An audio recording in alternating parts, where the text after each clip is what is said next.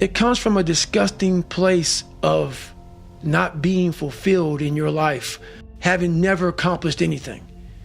That's a fear that some people run away from, that people don't want to face. When you have a real fear of being just another person, that I live to pay the bills, I made $1,000 a month. This is my life. I spray for cockroaches, man. If that makes you feel good, that's great. It didn't make me feel good. I wanted to, the first time in my life, after 26 years, it was 24, 25, wherever I was, I wanted to feel good about myself. You know, the one gift I have, with all that being said, what you just said there, is I have the ability to see the end before the beginning even begins. And what that means is I know that to get to the very end, I can see it right now.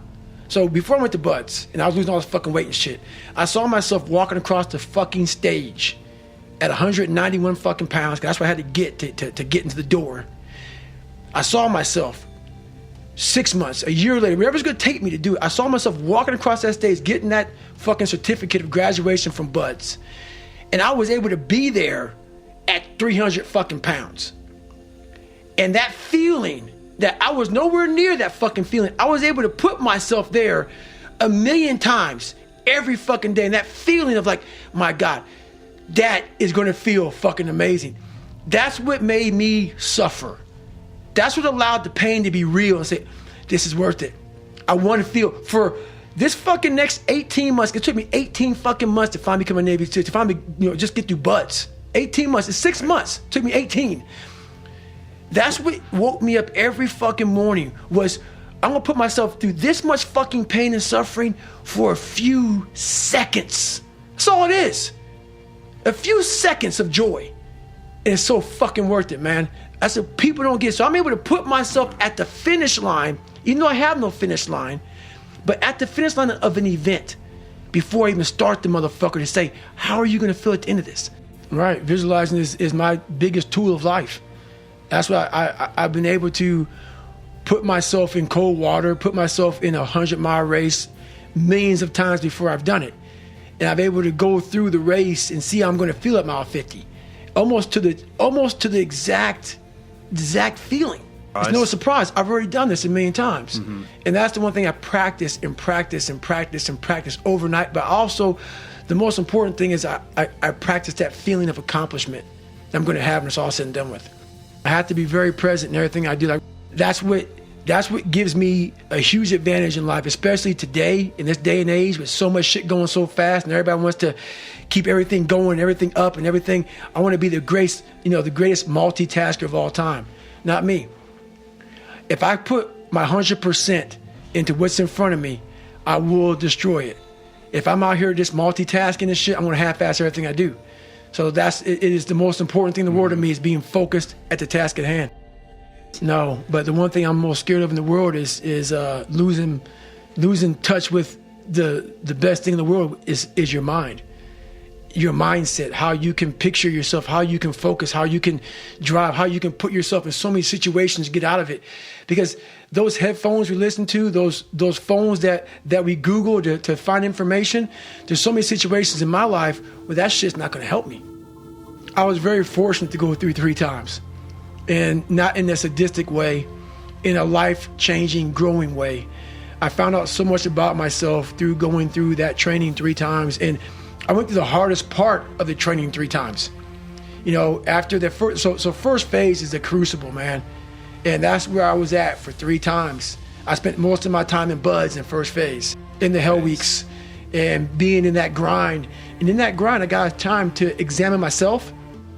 I caught the live autopsy, and also examine other people.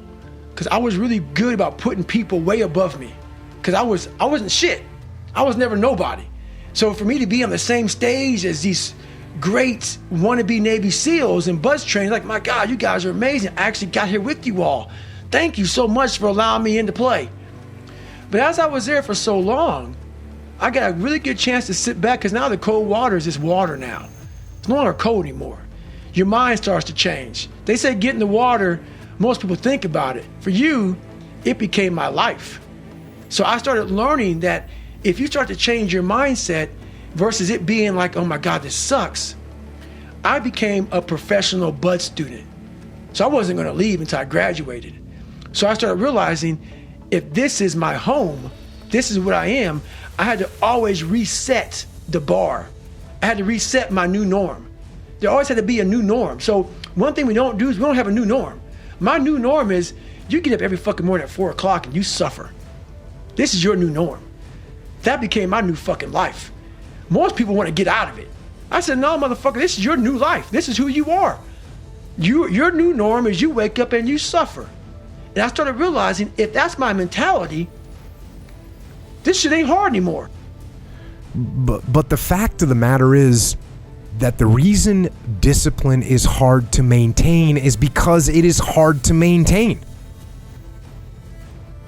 That's what makes discipline hard. It's hard.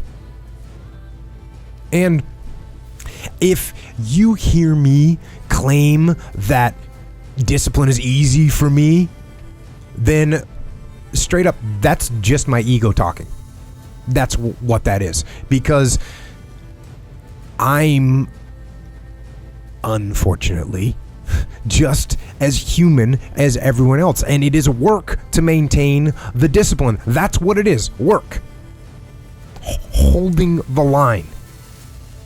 Maintaining the standard. Giving no slack, none. That's the discipline. That's the discipline, and it is hard. And if there's one thing I would say that does make it easier, it's to envision what it feels like when you're done. What it feels like after you've worked out, or you've held the line on your food intake, or you've pushed through some monotonous project that you have to do, and all those things. When they're done, they feel good. And contrary to that, envision what you will feel like later when you let the discipline slack. You know the feeling. Feeling weak and defeated, and you know that you're falling behind. So get to know those two different types of feelings and ask yourself which one you want to feel in 10 minutes or in a half an hour.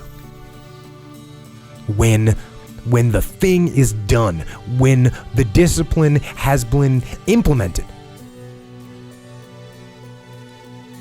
Remember what that feels like, and then remember that those minutes and those hours, they turn into weeks and months and years, and holding the line in those critical minutes will put you in an infinitely better place, physically and mentally, if you maintain the discipline. So work through the weakness, fight through the temptation, hold the line. Hold the line, maintain the discipline. It is not easy, but it is worth it. Because, yes, because discipline equals freedom. The discipline calls for strength and fortitude and will. It won't accept weakness. It won't tolerate another breakdown. The discipline can seem like it's your worst enemy. But the reality is, discipline is your best friend. It will take care of you like nothing else can. And it'll put you on that path. The path to strength and health and intelligence and happiness. And most importantly, it'll put you on that path to freedom.